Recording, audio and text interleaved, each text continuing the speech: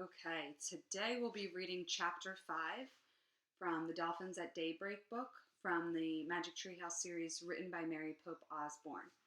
But before we do read chapter 5, which is called Two Eyes, let's do a quick recap of chapter 4, which was called Fish City. So remember, Annie and Jack are in a mini sub under the water, and they're learning and looking at a bunch of animals that live in the ocean. They saw a huge giant clam, they saw dolphins, they saw different kinds of fish, they saw a seahorse, and Annie saw two dolphins that she gave names to, which Jack said his normal "oh brother" to.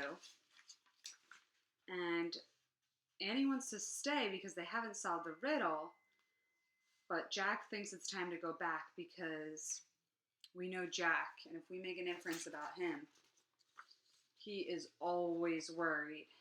And right now he's worried that somebody's going to be missing the mini sub, so he wants to head back.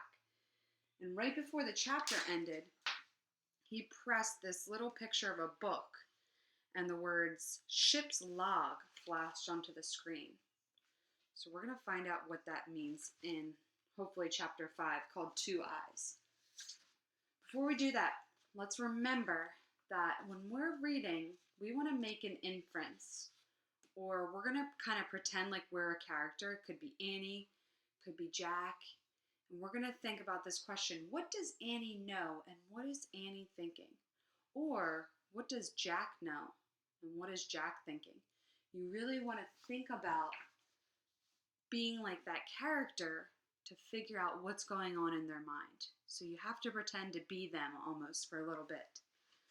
So let's make some inferences about our characters in chapter 5, called Two Eyes. "What's a ship's log?" said Annie.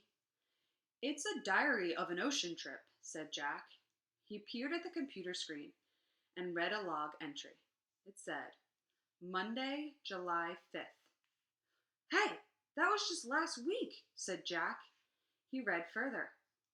"Collected rock and shell samples." So you can see it says the date and what they did, whoever was in the mini sub on that date. "Mapped ocean floor. Found tiny crack in hull." "This is like your notebook," said Annie. "Yeah, the oceanographer was writing notes on the computer," said Jack. Jack and Annie read further. "Tuesday, July 6th. Crack has widened. Must return to reef soon." "A crack where?" said Annie. "I don't know," said Jack. He read further. "Wednesday, July 7th. More tiny cracks. Cannot be fixed." So each day they're reading that there's more and more cracks. "Heading back to reef today." "Uh-oh. This doesn't sound good," said Jack. He read further. The next day.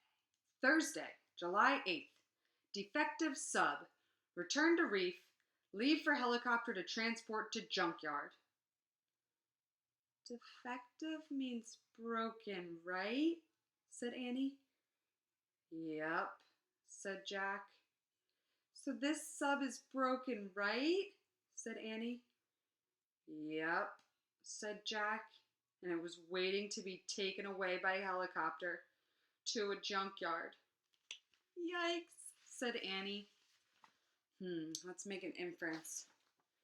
How do you think our two characters, Annie and Jack, are feeling right now? They just found out that they're floating in the ocean in a broken mini sub that was going to be thrown into the junkyard. I don't know. I think they'd be feeling pretty worried and nervous and scared. Let's see if we can read any more details to help us see if that inference is right. "Now, we really have to get back," said Jack. "Let's try pressing the waves picture," said Annie. She pressed the waves picture on the computer screen. The mini sub began to rise slowly. "Oh, good," said Jack. The sub went past a small coral mountain. It went past schools of fish and waving plants. Oh, gasped Annie. Jack gasped too. Two eyes were staring out from behind a giant sea plant. They looked human, except they were as big as golf balls. The sub moved past the giant plant. Jack breathed a sigh of relief. Whew. What? Whose? Sputtered Annie. Don't ask, said Jack. They stared back at the plant. Just then, a long arm came out from behind it. Then, another arm came out. Then, another, and another, and another, and another, and another, and another. What do you think it is? Jack and Annie stared in horror at a giant octopus. It's coming after us, said Annie. Slowly the octopus crept through the water. Its 8 arms reached for the mini sub. The end. Well, what a good chapter. So Annie and Jack are trapped in a defective mini sub, and a giant octopus is coming towards them with how many arms? 8. So I want you to write and draw a picture for this chapter. Make sure you have 2 juicy sentences to go along with it. And then next time we read, we'll be reading chapter 6, which is called Crack. Ooh.